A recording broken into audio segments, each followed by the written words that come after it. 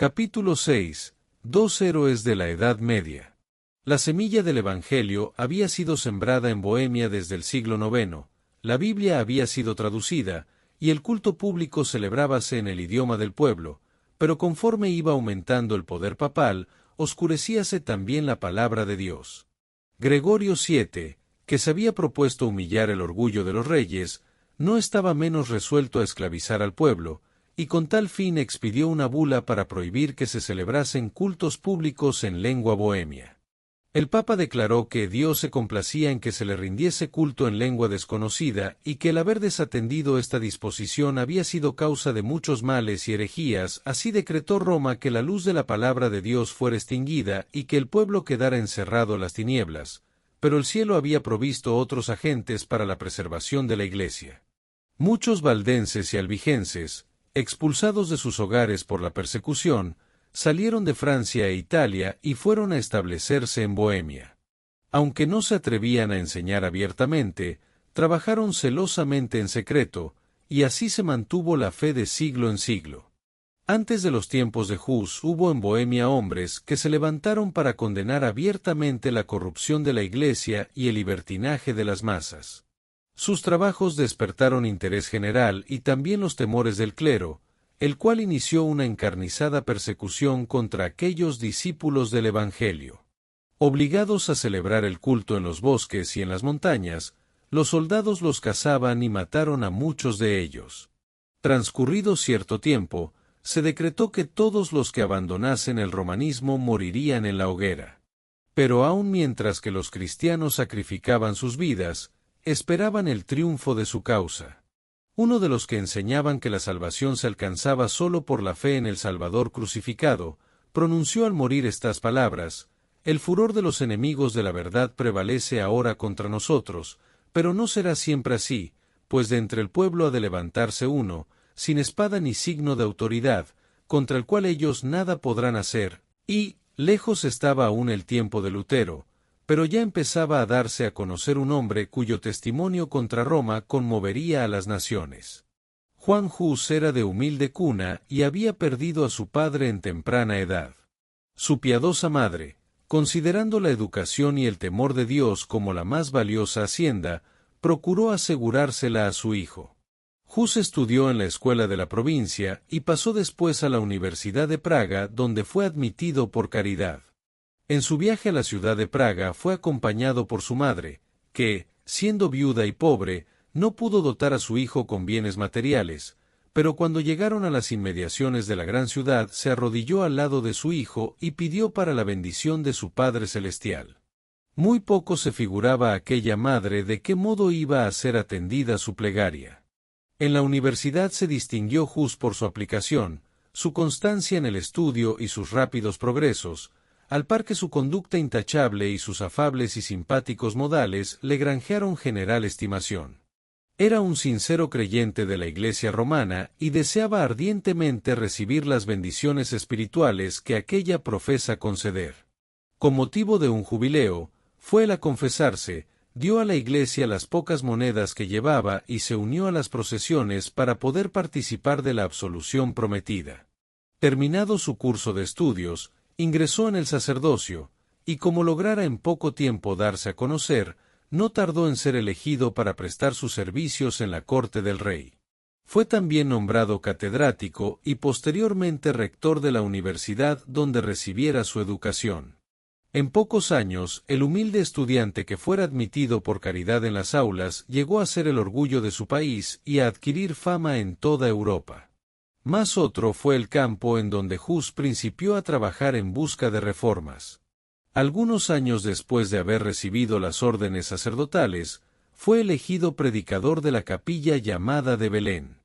El fundador de esta había abogado, por considerarlo asunto de gran importancia, en favor de la predicación de las Santas Escrituras en el idioma del pueblo.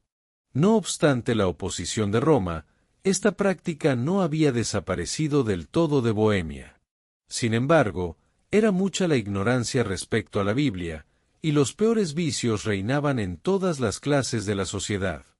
Hus denunció sin reparo estos males, apelando a la palabra de Dios para reforzar los principios de verdad y de pureza que procuraba inculcar. Un vecino de Praga, Jerónimo, que con ulterioridad iba a colaborar tan estrechamente con Hus, trajo consigo, al regresar de Inglaterra, los escritos de Wycliffe. La reina de Inglaterra, que se había convertido a las enseñanzas de éste, era una princesa bohemia, y por medio de su influencia las obras del reformador obtuvieron gran circulación en su tierra natal. Hus leyó estas obras con interés, tuvo a su autor por cristiano sincero y se sintió movido a mirar con simpatía las reformas que él proponía. Aunque sin darse cuenta, Hus había entrado ya en un sendero que había de alejarle de Roma. Por aquel entonces llegaron a Praga 2 extranjeros procedentes de Inglaterra, hombres instruidos que habían recibido la luz del Evangelio y venían a esparcirla en aquellas apartadas regiones. Comenzaron por atacar públicamente la supremacía del Papa, pero pronto las autoridades les obligaron a guardar silencio. No obstante, como no quisieran abandonar su propósito, recurrieron a otros medios para realizarlo. Eran artistas a la vez que predicadores y pusieron en juego sus habilidades. En una plaza pública dibujaron 2 cuadros que representaban, uno la entrada de Cristo en Jerusalén, manso y sentado sobre un asno, Mateo 21:5. Y seguido por sus discípulos vestidos con túnicas ajadas por las asperezas del camino y descalzos.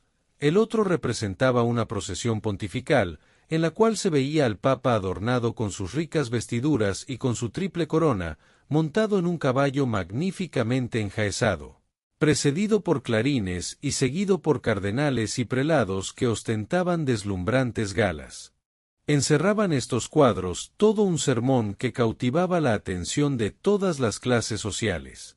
Las multitudes acudían a mirarlos. Ninguno dejaba de sacar la moraleja y muchos quedaban hondamente impresionados por el contraste que resultaba entre la mansedumbre de Cristo, el Maestro, y el orgullo y la arrogancia del Papa que profesaba servirle. Praga se conmovió mucho y, después de algún tiempo, los extranjeros tuvieron que marcharse para ponerse a salvo. Pero la lección que habían dado no dejó de ser aprovechada. Los cuadros hicieron impresión en Hus y le indujeron a estudiar con más empeño la Biblia y los escritos de Wycliffe. Aunque todavía no estaba convenientemente preparado para aceptar todas las reformas recomendadas por Wycliffe, alcanzó a darse mejor cuenta del verdadero carácter del papado y con mayor celo denunció el orgullo, la ambición y la corrupción del clero. De Bohemia se extendió la luz hasta Alemania. Algunos disturbios en la Universidad de Praga dieron por resultado la separación de centenares de estudiantes alemanes, muchos de los cuales habían recibido de Hus su primer conocimiento de la Biblia, y a su regreso esparcieron el Evangelio en la tierra de sus padres. Las noticias de la obra hecha en Praga llegaron a Roma y pronto fue citado Hus a comparecer ante el Papa. Obedecer habría sido exponerse a una muerte segura. El rey y la reina de Bohemia, la universidad, miembros de la nobleza y altos dignatarios dirigieron una solicitud general al pontífice para que le fuera permitido a Hus permanecer en Praga y contestar a Roma por medio de una diputación. En lugar de acceder a la súplica, el Papa procedió a juzgar y condenar a Hus, y, por añadidura, declaró a la ciudad de Praga en entredicho. En aquellos tiempos, siempre que se pronunciaba tal sentencia, la alarma era general. Las ceremonias que la acompañaban estaban bien calculadas para producir terror entre el pueblo, que veía en el Papa el representante de Dios mismo, y el que tenía las llaves del cielo y del infierno y el poder para invocar juicios temporales lo mismo que espirituales. Creían que las puertas del cielo se cerraban contra los lugares condenados por el entredicho y que entretanto que el Papa no se dignaba levantarles comunión, los difuntos no podían entrar en la mansión de los bienaventurados. En señal de tan terrible calamidad se suspendían todos los servicios religiosos, las iglesias eran clausuradas, las ceremonias del matrimonio se verificaban en los cementerios, a los muertos se les negaba sepultura a los camposantos, y se los enterraba sin ceremonia alguna en las zanjas o en el campo. Así pues, valiéndose de medios que influían en la imaginación, procuraba Roma dominar la conciencia de los hombres. La ciudad de Praga se amotinó. Muchos opinaron que Hus tenía la culpa de todas estas calamidades y exigieron que fuese entregado a la vindicta de Roma. Para que se calmara la tempestad, el reformador se retiró por algún tiempo a su pueblo natal. Escribió a los amigos que había dejado en Praga: «Si me he retirado de entre vosotros es para seguir los preceptos y el ejemplo de Jesucristo, para no dar lugar a que los malintencionados se expongan a su propia condenación eterna y para no ser causa de que se moleste y persiga a los piadosos.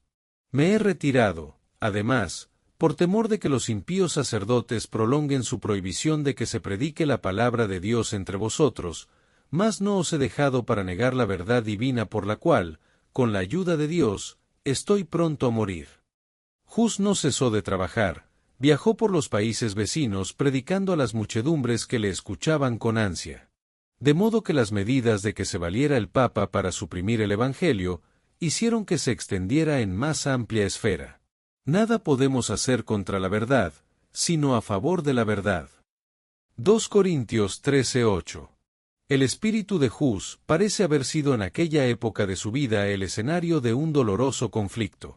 Aunque la Iglesia trataba de aniquilarle lanzando sus rayos contra él no desconocía la autoridad de ella, sino que seguía considerando a la Iglesia católica romana como a la esposa de Cristo y al Papa como al representante y vicario de Dios. Lo que Hus combatía era el abuso de autoridad y no la autoridad misma. Esto provocó un terrible conflicto entre las convicciones más íntimas de su corazón y los dictados de su conciencia. Si la autoridad era justa e infalible como él la creía, ¿por qué se sentía obligado a desobedecerla? Acatarla era pecar, pero ¿por qué se sentía obligado a pecar si prestaba obediencia a una iglesia infalible? Este era el problema que Hus no podía resolver, y la duda le torturaba hora tras hora. La solución que por entonces le parecía más plausible era que había vuelto a suceder lo que había sucedido en los días del Salvador, a saber, que los sacerdotes de la Iglesia se habían convertido en impíos que usaban de su autoridad legal con fines inicuos. Esto le decidió adoptar para su propio gobierno y para el de aquellos a quienes siguiera predicando, la máxima aquella de que los preceptos de las Santas Escrituras transmitidos por el entendimiento han de dirigir la conciencia, o en otras palabras, que Dios hablando la Biblia, y no la Iglesia hablando por medio de los sacerdotes, era el único guía infalible. Cuando, transcurrido algún tiempo, se hubo calmado la excitación en Praga, volvió Hus a su capilla de Belén para reanudar, con mayor valor y celo, la predicación de la palabra de Dios. Sus enemigos eran activos y poderosos, pero la reina y muchos de los nobles eran amigos suyos y gran parte del pueblo estaba de su lado. Comparando sus enseñanzas puras y elevadas y la santidad de su vida con los dogmas degradantes que predicaban los romanistas y con la avaricia y el libertinaje en que vivían, muchos consideraban que era un honor pertenecer al partido del reformador. Hasta aquí Hus había estado solo en sus labores, pero entonces Jerónimo, que durante su estada en Inglaterra había hecho suyas las doctrinas enseñadas por Wycliffe, se unió con él en la obra de reforma. Desde aquel momento ambos anduvieron juntos y ni la muerte había de separarlos. Jerónimo poseía en alto grado lucidez genial, elocuencia e ilustración, y estos dones le conquistaban el favor popular, pero las cualidades que constituyen verdadera fuerza de carácter sobresalía Hus. El juicio sereno de éste restringía el espíritu impulsivo de Jerónimo, el cual reconocía con verdadera humildad el valer de su compañero y aceptaba sus consejos. Mediante los esfuerzos unidos de ambos, la reforma progresó con mayor rapidez. Si bien es verdad que Dios se dignó iluminar a estos sus siervos derramando sobre ellos raudales de luz que les revelaron muchos de los errores de Roma, también lo es que ellos no recibieron toda la luz que debía ser comunicada al mundo. Por medio de estos hombres, Dios sacaba a sus hijos de las tinieblas del romanismo, pero tenían que arrostrar muchos y muy grandes obstáculos, y Él los conducía por la mano paso a paso según lo permitían las fuerzas de ellos. No estaban preparados para recibir de pronto la luz en su plenitud. Ella los habría hecho retroceder como habrían retrocedido, con la vista herida, los que, acostumbrados a la oscuridad, recibieran la luz del mediodía. Por consiguiente, Dios reveló su luz a los guías de su pueblo poco a poco, como podía recibirla este último. De siglo en siglo otros fieles obreros seguirían conduciendo a las masas y avanzando más cada vez en el camino de las reformas. Mientras tanto, Un gran cisma asolaba a la Iglesia. 3 papas se disputaban la supremacía, y esta contienda llenaba los dominios de la cristiandad de crímenes y revueltas. No satisfechos los 3 papas con arrojarse recíprocamente violentos anatemas, decidieron recurrir a las armas temporales. Cada uno se propuso hacer acopio de armamentos y reclutar soldados. Por supuesto, necesitaban dinero, y para proporcionárselo, todos los dones, oficios y beneficios de la Iglesia fueron puestos en venta. Asimismo los sacerdotes, imitando a sus superiores, apelaron a la simonía y a la guerra para humillar a sus rivales y para aumentar su poderío. Con una intrepidez que iba cada día en aumento, protestó Hus enérgicamente contra las abominaciones que se toleraban en nombre de la religión, y el pueblo acusó abiertamente a los jefes papales de ser causantes de las miserias que oprimían a la cristiandad. La ciudad de Praga se vio nuevamente amenazada por un conflicto sangriento. Como en los tiempos antiguos, el siervo de Dios fue acusado de ser el perturbador de Israel. 1 Reyes 18:17. La ciudad fue puesta por segunda vez en entredicho, y Hus se retiró a su pueblo natal.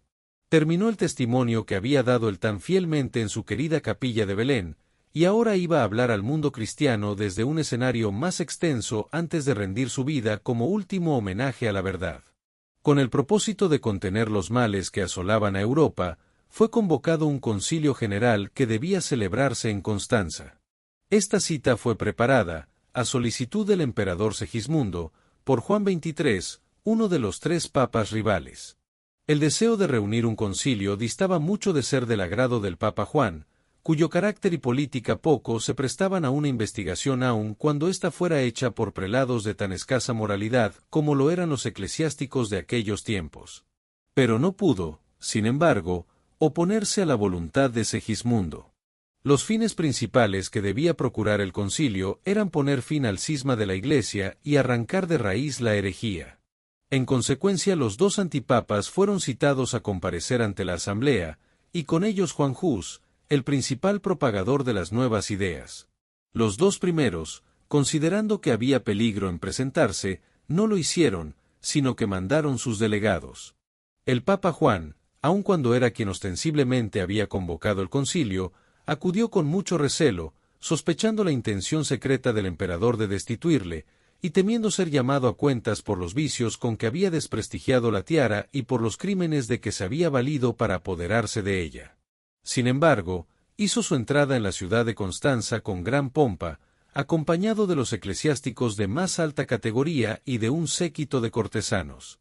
El clero y los dignatarios de la ciudad, con un gentío inmenso, salieron a recibirle. Venía debajo de un dosel dorado sostenido por 4 de los principales magistrados. La hostia iba delante de él, y las ricas vestiduras de los cardenales daban un aspecto imponente a la procesión. Entretanto, otro viajero se acercaba a Constanza. Hus se daba cuenta del riesgo que corría. Se había despedido de sus amigos como si ya no pensara volverlos a ver, y había emprendido el viaje presintiendo que remataría en la hoguera. A pesar de haber obtenido un salvoconducto del rey de Bohemia, y otro que, estando ya en camino, recibió del emperador Segismundo, arregló bien todos sus asuntos en previsión de su muerte probable.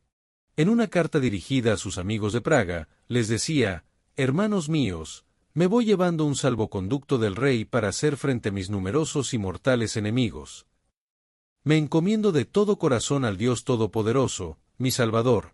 Confío en que Él escuchará vuestras ardientes súplicas, que pondrá su prudencia y su sabiduría en mi boca para que yo pueda resistir a los adversarios, y que me asistirá el Espíritu Santo para confirmarme en la verdad, a fin de que pueda arrostrar con valor las tentaciones, la cárcel y, si fuese necesario, una muerte cruel. Jesucristo sufrió por sus muy amados, y, por tanto, habremos de extrañar que nos haya dejado su ejemplo a fin de que suframos con paciencia todas las cosas para nuestra propia salvación. Él es Dios y nosotros somos sus criaturas, Él es el Señor y nosotros sus siervos, Él es el dueño del mundo y nosotros somos viles mortales, y sin embargo sufrió.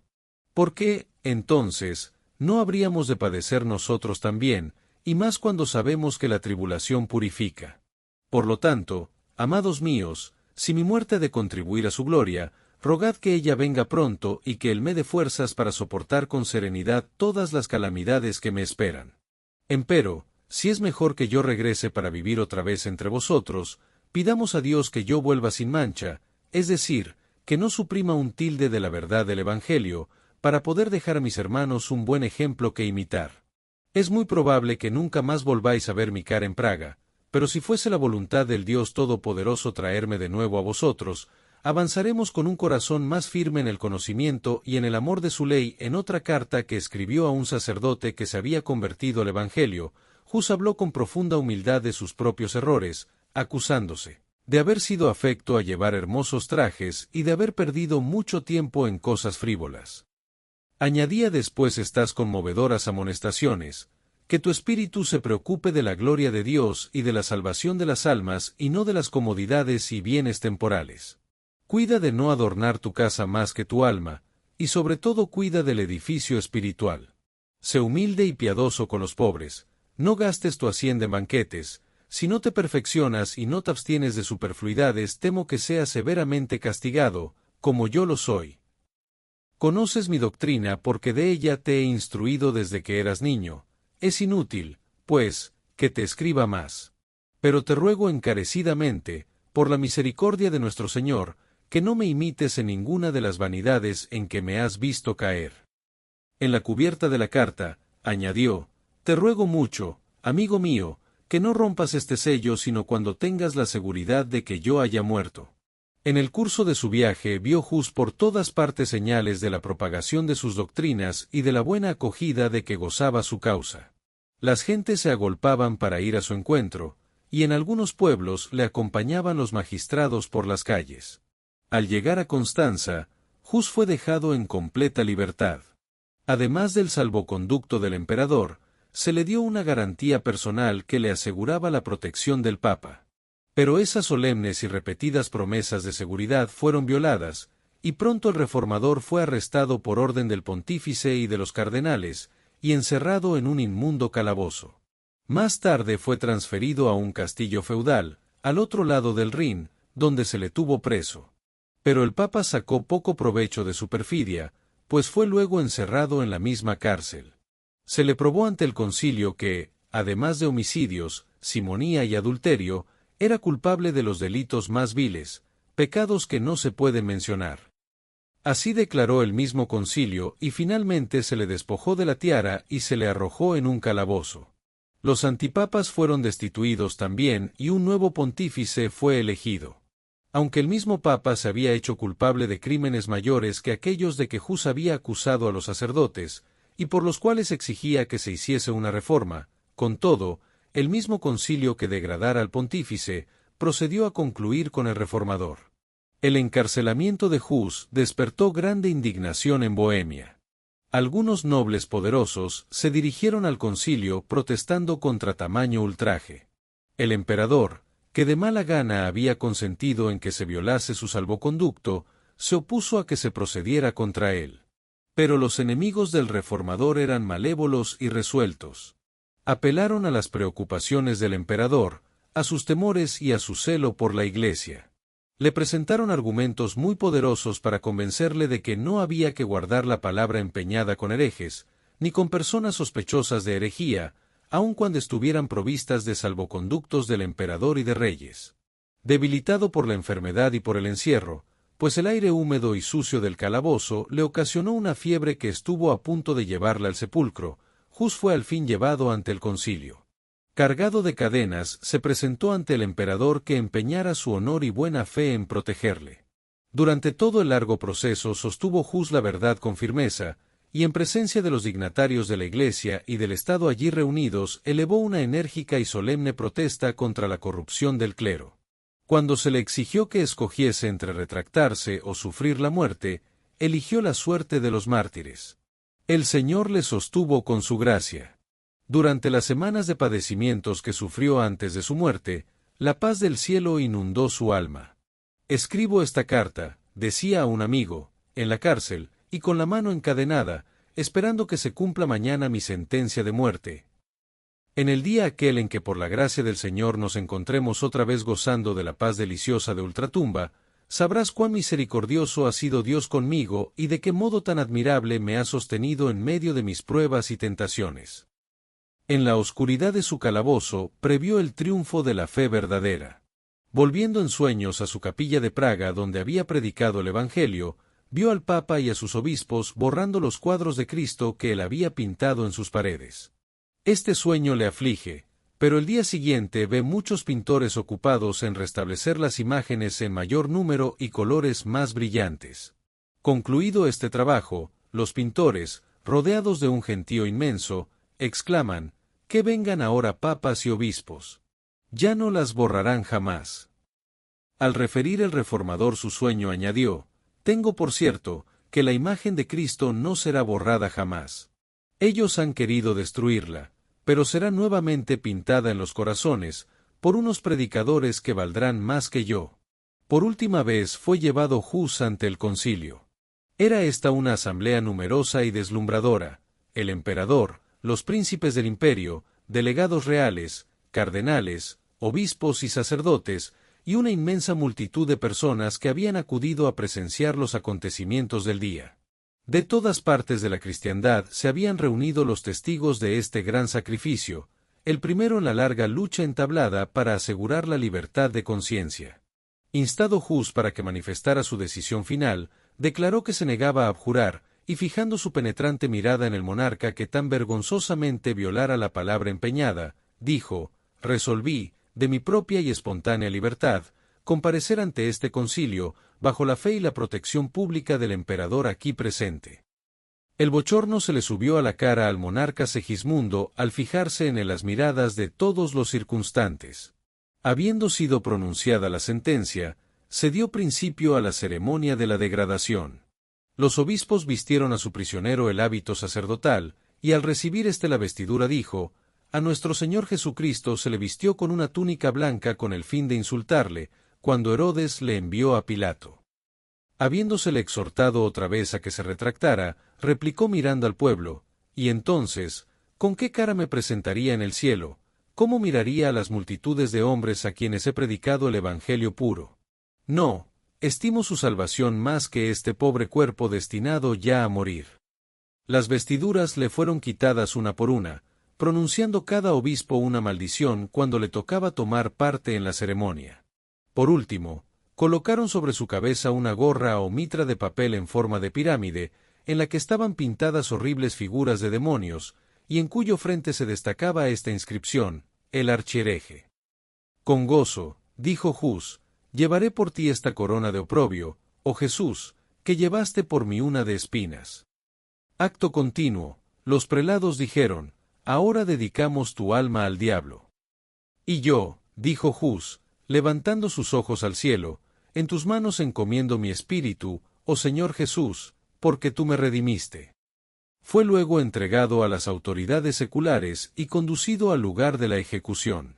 Iba seguido por inmensa procesión formada por centenares de hombres armados, sacerdotes y obispos que lucían sus ricas vestiduras, y por el pueblo de Constanza.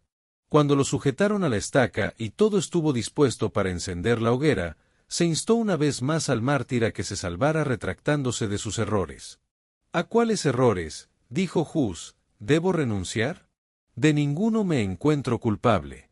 Tomo a Dios por testigo de que todo lo que he escrito y predicado ha sido con el fin de rescatar a las almas del pecado y de la perdición, y, por consiguiente, con el mayor gozo confirmaré con mi sangre aquella verdad que he anunciado por escrito y de viva voz».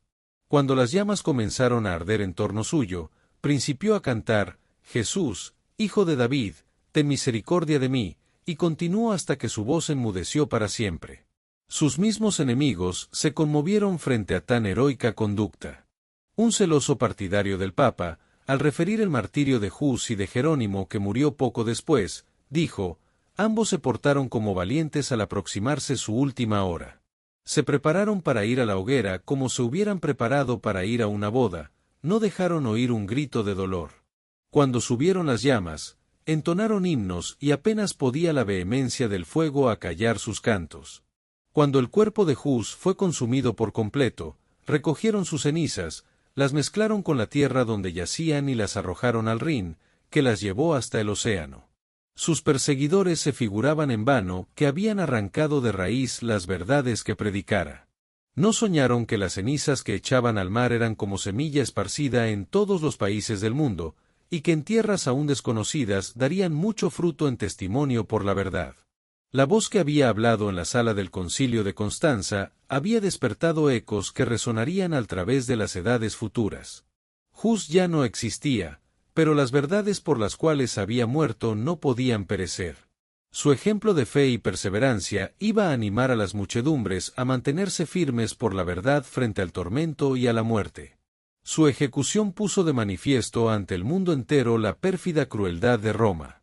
Los enemigos de la verdad, aunque sin saberlo, no hacían más que fomentar la causa que en vano procuraban aniquilar. Una estaca más iba a levantarse en Constanza. La sangre de otro mártir iba a testificar por la misma verdad. Jerónimo, al decir adiós a Hus, cuando éste partiera para el concilio, le exhortó a ser valiente y firme, declarándole que si caía en algún peligro él mismo volaría en su auxilio. Al saber que el reformador se hallaba encarcelado, el fiel discípulo se dispuso inmediatamente a cumplir su promesa. Salió para Constanza con un solo compañero y sin proveerse de salvoconducto. Al llegar a la ciudad, se convenció de que solo se había expuesto al peligro, sin que le fuera posible hacer nada para libertar a Hus. Huyó entonces, pero fue arrestado en el camino y devuelto a la ciudad cargado de cadenas, bajo la custodia de una compañía de soldados. En su primera comparecencia ante el concilio, sus esfuerzos para contestar los cargos que le arrojaban se malograban entre los gritos: «¡A la hoguera con él! ¡A las llamas!». Fue arrojado en un calabozo, lo encadenaron en una postura muy penosa y lo tuvieron a pan y agua. Después de algunos meses, las crueldades de su prisión causaron a Jerónimo una enfermedad que puso en peligro su vida, y sus enemigos, temiendo que se les escapase, le trataron con menos severidad aunque dejándole en la cárcel por un año. La muerte de Hus no tuvo el resultado que esperaban los papistas. La violación del salvoconducto que le había sido dado al reformador levantó una tempestad de indignación, y como medio más seguro, el concilio resolvió que en vez de quemar a Jerónimo se le obligaría, si posible fuese, a retractarse. Fue llevado ante el concilio y se le instó para que escogiera entre la retractación o la muerte en la hoguera. Haberle dado muerte al principio de su encarcelamiento hubiera sido un acto de misericordia en comparación con los terribles sufrimientos a que le sometieron, pero después de esto, debilitado por su enfermedad y por los rigores de su prisión, detenido en aquellas mazmorras y sufriendo torturas y angustias, separado de sus amigos y herido en el alma por la muerte de Hus, el ánimo de Jerónimo decayó y consintió en someterse al concilio. Se comprometió a adherirse a la fe católica y aceptó el auto de la asamblea que condenaba las doctrinas de Wycliffe y de Hus, exceptuando, sin embargo, las santas verdades que ellos enseñaron. Por medio de semejante expediente Jerónimo trató de acallar la voz de su conciencia y librarse de la condena, pero, vuelto al calabozo, a solas consigo mismo percibió la magnitud de su acto. Comparó el valor y la fidelidad de Hus con su propia retractación. Pensó en el divino Maestro a quien él se había propuesto servir y que por causa suya sufrió la muerte en la cruz. Antes de su retractación había hallado consuelo en medio de sus sufrimientos, seguro del favor de Dios, pero ahora, el remordimiento y la duda torturaban su alma. Harto sabía que tendría que hacer otras retractaciones para vivir en paz con Roma. El sendero que empezaba a recorrer le llevaría infaliblemente a una completa apostasía. Resolvió no volver a negar al Señor para librarse de un breve plazo de padecimientos. Pronto fue llevado otra vez ante el concilio, pues sus declaraciones no habían dejado satisfechos a los jueces. La sed de sangre despertada por la muerte de Hus reclamaba nuevas víctimas. Solo la completa abjuración podía salvar de la muerte al reformador. Pero éste había resuelto confesar su fe y seguir hasta la hoguera a su hermano mártir. Desvirtuó su anterior retractación, y a punto de morir, exigió que se le diera oportunidad para defenderse. Temiendo los prelados el efecto de sus palabras, insistieron en que él se limitara a afirmar o negar lo bien fundado de los cargos que se le hacían. Jerónimo protestó contra tamaña crueldad e injusticia. «Me habéis tenido encerrado», dijo, «durante 340 días, en una prisión horrible, en medio de inmundicias, en un sitio malsano y pestilente, y falto de todo en absoluto. Me traéis hoy ante vuestra presencia, y tras de haber prestado oídos a mis acérrimos enemigos, os negáis a oírme. Si en verdad sois sabios, y si sois la luz del mundo, cuidaos de pecar contra la justicia. En cuanto a mí, no soy más que un débil mortal, mi vida es de poca importancia, y cuando os exhorto a no dar una sentencia injusta, hablo más por vosotros que por mí. Al fin le concedieron a Jerónimo lo que pedía. Se arrodilló en presencia de sus jueces y pidió que el Espíritu Divino guiara sus pensamientos y le diese palabras para que nada de lo que iba a decir fuese contrario a la verdad e indigno de su maestro. En aquel día se cumplió en su favor la promesa del Señor a los primeros discípulos: seréis llevados ante gobernadores y reyes por mi causa.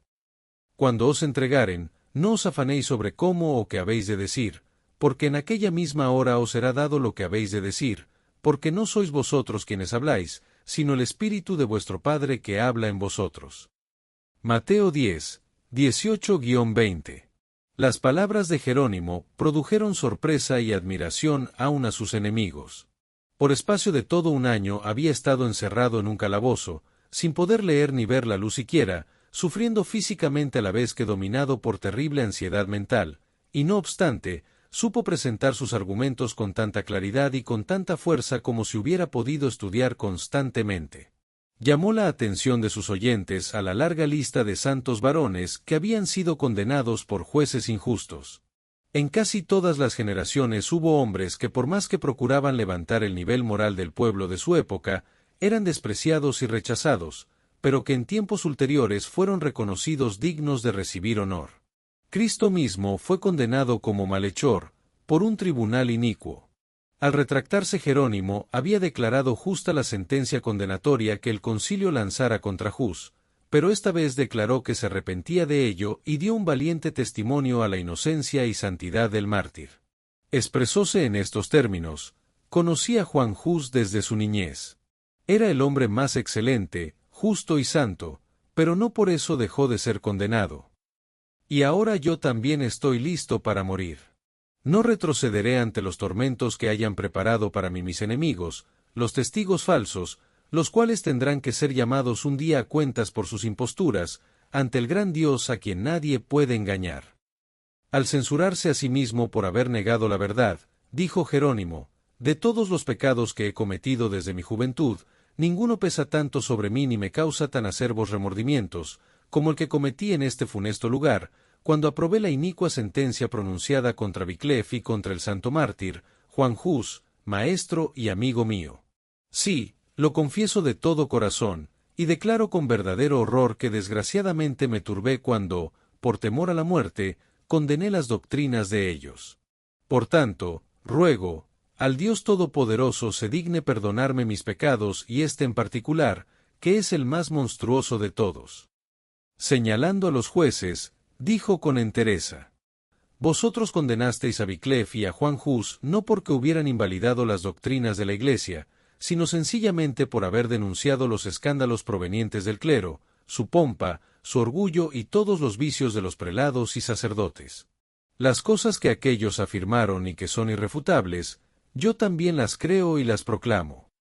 Sus palabras fueron interrumpidas. Los prelados, temblando de ira, exclamaron: ¿qué necesidad hay de mayores pruebas? Contemplamos con nuestros propios ojos el más obstinado de los herejes. Sin conmoverse ante la tempestad, repuso Jerónimo: ¿qué? ¿Imagináis que tengo miedo de morir? Por un año me habéis tenido encadenado, encerrado en un calabozo horrible, más espantoso que la misma muerte. Me habéis tratado con más crueldad que a un turco, judío o pagano, y mis carnes se han resecado hasta dejar los huesos descubiertos, pero no me quejo, porque las lamentaciones sientan mal en un hombre de corazón y de carácter, pero no puedo menos que expresar mi asombro ante tamaña barbarie con que habéis tratado a un cristiano. Volvió con esto a estallar la tempestad de ira y Jerónimo fue devuelto en el acto a su calabozo. A pesar de todo, hubo en la asamblea algunos que quedaron impresionados por sus palabras y que desearon salvarle la vida. Algunos dignatarios de la Iglesia le visitaron y le instaron a que se sometiera al concilio. Se le hicieron las más brillantes promesas si renunciaba a su oposición contra Roma. Pero, a semejanza de su maestro, Cuando le ofrecieron la gloria del mundo, Jerónimo se mantuvo firme. «Probadme con las santas escrituras que estoy en error», dijo él, «y abjuraré de él». «Las santas escrituras», exclamó uno de sus tentadores, «todo debe ser juzgado por ellas. ¿Quién puede comprenderlas si la Iglesia no las interpreta? Son las tradiciones de los hombres más dignas de fe que el Evangelio de nuestro Salvador», replicó Jerónimo. Pablo no exhortó a aquellos a quienes escribía a que escuchasen las tradiciones de los hombres, sino que les dijo: «Escudriñad las Escrituras». «Hereje», fue la respuesta, «me arrepiento de haber estado alegando contigo tanto tiempo.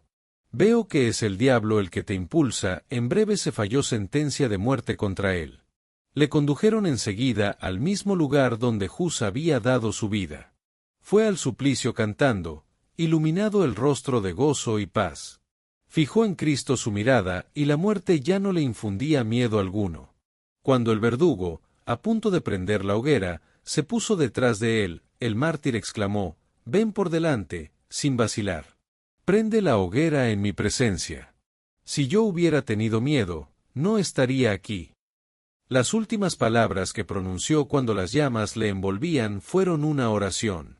Dijo: «Señor, Padre Todopoderoso, ten piedad de mí y perdóname mis pecados, porque tú sabes que siempre he amado tu verdad». Su voz dejó de oírse, pero sus labios siguieron murmurando la oración. Cuando el fuego hubo terminado su obra, las cenizas del mártir fueron recogidas juntamente con la tierra donde estaban esparcidas y, como las de Hus, fueron arrojadas al Rin. Así murieron los fieles siervos que derramaron la luz de Dios. Pero la luz de las verdades que proclamaron, la luz de su heroico ejemplo, no pudo extinguirse. Antes podían los hombres intentar hacer retroceder al sol en su carrera, que apagar el alba de aquel día que vertía ya sus fulgores sobre el mundo. La ejecución de Hus había encendido llamas de indignación y horror en Bohemia. La nación entera se conmovió al reconocer que había caído víctima de la malicia de los sacerdotes y de la traición del emperador. Se le declaró fiel maestro de la verdad, y el concilio que decretó su muerte fue culpado del delito de asesinato. Como consecuencia de esto, las doctrinas del reformador llamaron más que nunca la atención. Los edictos del Papa condenaban los escritos de Wycliffe a las llamas, pero las obras que habían escapado dicha sentencia fueron sacadas de donde habían sido escondidas para estudiarlas comparándolas con la Biblia o las porciones de ella que el pueblo podía conseguir, y muchos fueron inducidos así a aceptar la fe reformada.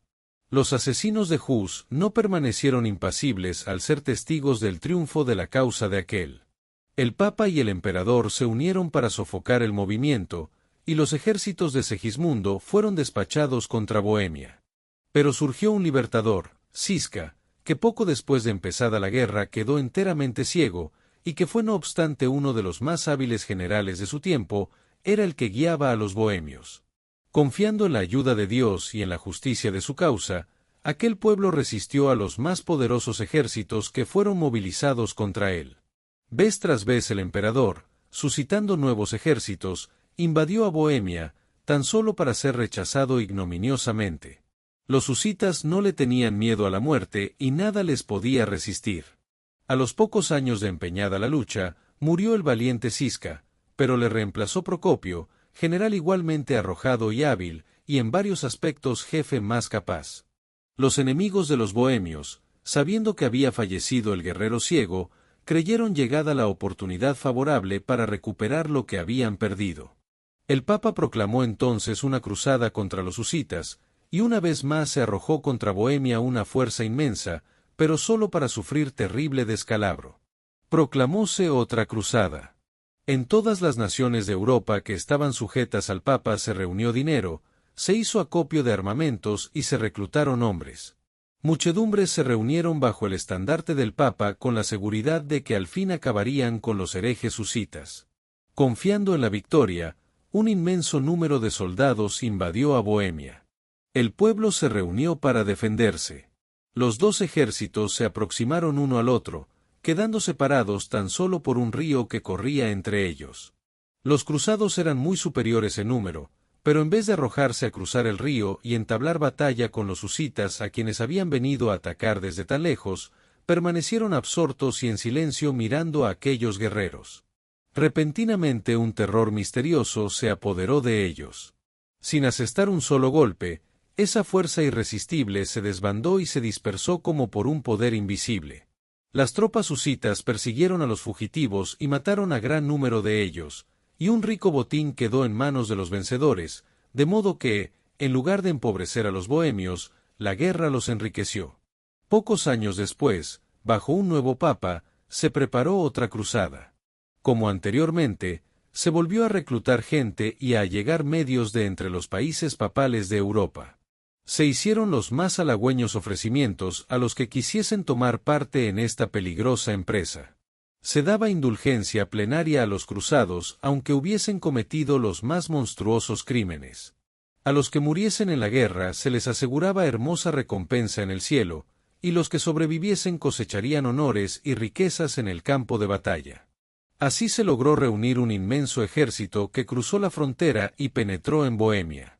Las fuerzas husitas se retiraron ante el enemigo y atrajeron así a los invasores al interior del país, dejándoles creer que ya habían ganado la victoria.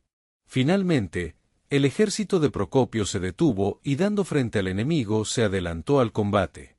Los cruzados descubrieron entonces su error y esperaron el ataque en sus reales. Al oír el ejército que se aproximaba contra ellos y aún antes de que vieran a los husitas, el pánico volvió a apoderarse de los cruzados. Los príncipes, los generales y los soldados rasos, arrojando sus armas, huyeron en todas direcciones.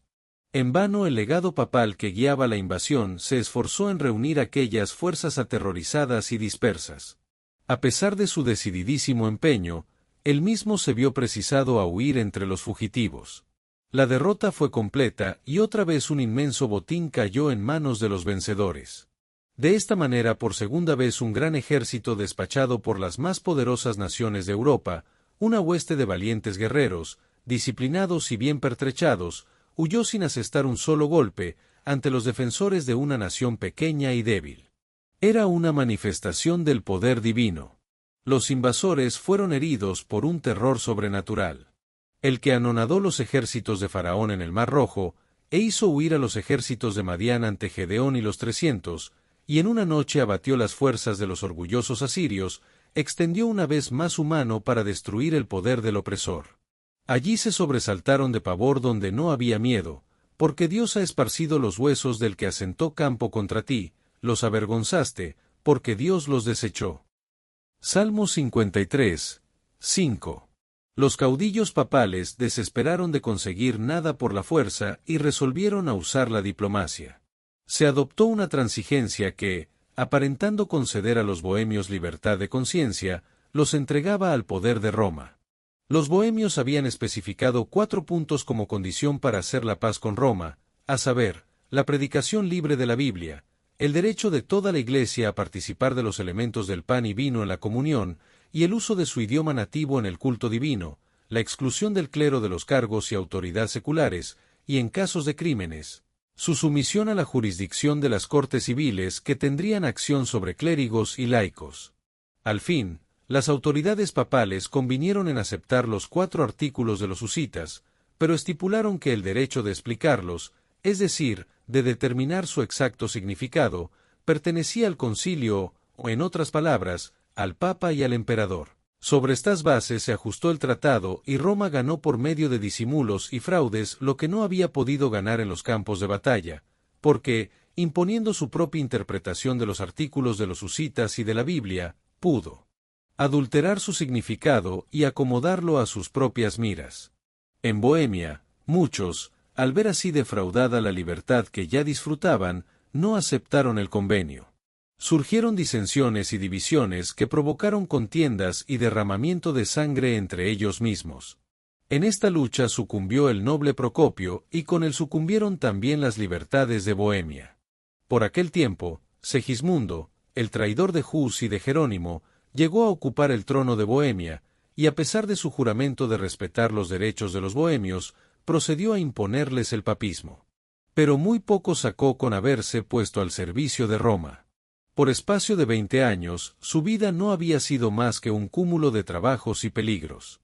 Sus ejércitos y sus tesoros se habían agotado en larga e infructuosa contienda, y ahora, después de un año de reinado murió dejando el reino en vísperas de la guerra civil y a la posteridad un nombre manchado de infamia. Continuaron mucho tiempo las contiendas y el derramamiento de sangre. De nuevo los ejércitos extranjeros invadieron a Bohemia y las luchas intestinas debilitaron y arruinaron a la nación. Los que permanecieron fieles al Evangelio fueron objeto de encarnizada persecución. En vista de que, al transigir con Roma, sus antiguos hermanos habían aceptado sus errores, los que se adherían a la vieja fe se organizaron en iglesia distinta, que se llamó de los Hermanos Unidos. Esta circunstancia atrajo sobre ellos toda clase de maldiciones, pero su firmeza era inquebrantable. Obligados a refugiarse en los bosques y las cuevas, siguieron reuniéndose para leer la palabra de Dios y para celebrar culto. Valiéndose de mensajeros secretos que mandaron a varios países, llegaron a saber que había, diseminados en varias partes, algunos sostenedores de la verdad, unos en esta, otros en aquella ciudad, siendo como ellos, objeto de encarnizada persecución. Supieron también que entre las montañas de los Alpes había una iglesia antigua que se basaba en las Sagradas Escrituras, y que protestaba contra la idólatra corrupción de Roma. Recibieron estos datos con gran regocijo e iniciaron relaciones por correspondencia con los cristianos valdenses. Permaneciendo firmes en el Evangelio, los bohemios, a través de las tinieblas de la persecución y aun en la hora más sombría, volvían la vista hacia el horizonte como quien espera el rayar del alba. Les tocó vivir en días malos, pero recordaban las palabras pronunciadas por Hus y repetidas por Jerónimo, de que pasaría un siglo antes de que se viera despuntar la aurora. Estas palabras eran para los husitas lo que para las tribus esclavas en la tierra de servidumbre aquellas palabras de José: yo voy a morir, pero Dios ciertamente os visitará y os hará subir de esta tierra.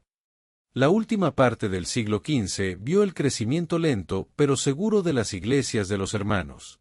Aunque distaban mucho de no ser molestados, gozaron sin embargo de relativa tranquilidad. A principios del siglo XVI se contaban 200 de sus iglesias en Bohemia y en Moravia. Tan numeroso era el residuo, que sobrevivió a la furia destructora del fuego y de la espada y pudo ver la aurora de aquel día que Hus había predicho.